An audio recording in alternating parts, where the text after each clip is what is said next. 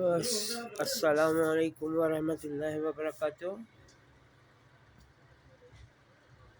244 पे ये खातून जो नीले कपड़ों के बच्चे के साथ बैठी है, बच्चे ने नीले कपड़े पहने हुए हैं, तो ये खातून मेरे सामान की तलाशी ले रही थी। और मैं जो बच्चों की इमरजेंसी है वहाँ से जब वापस आ रहा था तो मुझे वहाँ से नज़र आ गया कि ये कोई खातून है मेरे सामान को सब छेड़छाड़ कर रही है। तो जब मैं ऊपर आया तो ये मेरी वजह से ही उतर के नीचे चली गई। और फिर जो दूसरी खातून थी उन्होंने उसको इशारे से अपने पास बुला लिया, जिन्होंने मुझे कहा था कि ये लड़की कोई पागल है कि तुम्हारे सामान की तलाशी लेगी। और अभी भी आप लोग ये देख सकते हो कि ये खातून मुझे देख रही है। जो इमरान फार्मेसी जहाँ लिखा हुआ नज़र आ रहा है 244 से 2:48-50 तक, इमरान फार्मेसी जो पिंक्स के अंदर बनी हुई है। तो ये खातून कोई पीटीआई की कारकुन है, किसकी कारकुन है नहीं मालूम, लेकिन इन्होंने मेरे सामान की तलाशी ली है, कोई सामान से चीज़ निकाली है। अब सारा सामान मैं देखूंगा तो पता चलेगा कोई सामान गायब हुआ है नहीं हुआ। क्योंकि जब मैं वॉशरूम यूज़ करने के लिए जा रहा था तो मैं इस पर जो सफ़ेद कलर का जो चादर है, गरम कंबल, वो मैं इसके ऊपर डाल के गया था मैं। लेकिन जब मैं वापस आया था तो ये कंबल हटा हुआ था।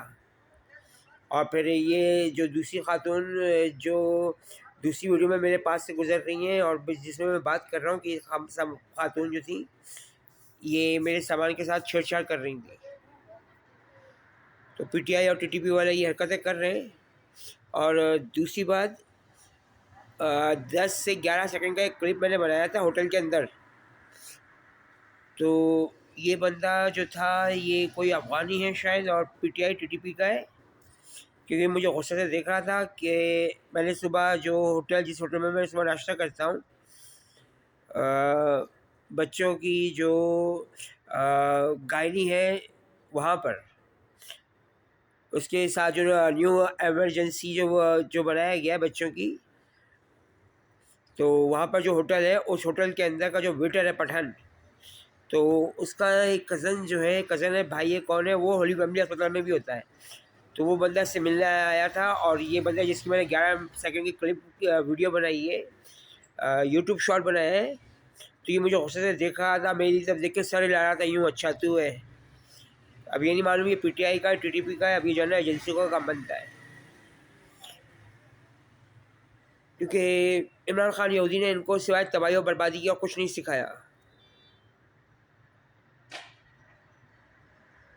और एक और बात करनी थी, ये कहा जा रहा है कि कटी हुई कलाइयाँ निकली हैं गुल प्लाजा के मलबे से।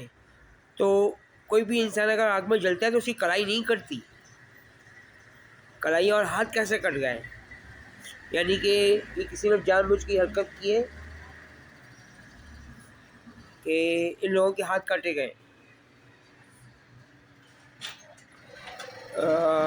इसके लिए आप लोगों को हॉलीवुड की मूवी द होलो मैन देखनी होगी, क्योंकि होलो मैन में भी एक इनविजिबल मैन दिखाया गया था जो गायब रहकर आग लगा रहा था और दूसरे गलत काम कर रहा था, लेकिन फिल्म के एंड में वो मारा जाता है, क्योंकि बुराई का अंजाम हमेशा बुरा होता है।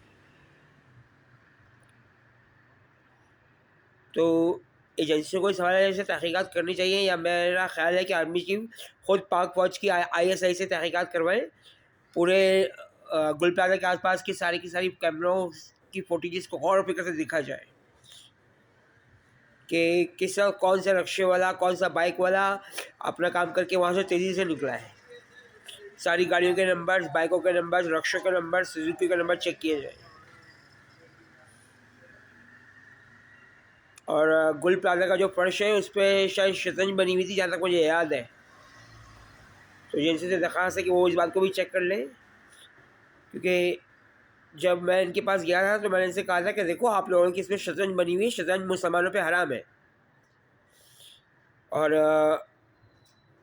अभी जो कोर्ट ट्रांजैक्शन में जो कहा जा रहा है कि ट्रेन में आग लगी है, तो ये मुझे डराने धमकाने की कोशिश है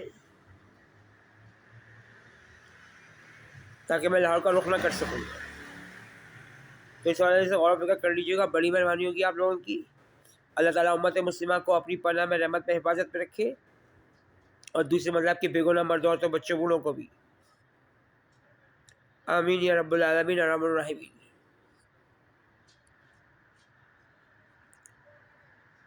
पाक फौज जिंदाबाद, पाकिस्तान पाइंदाबाद।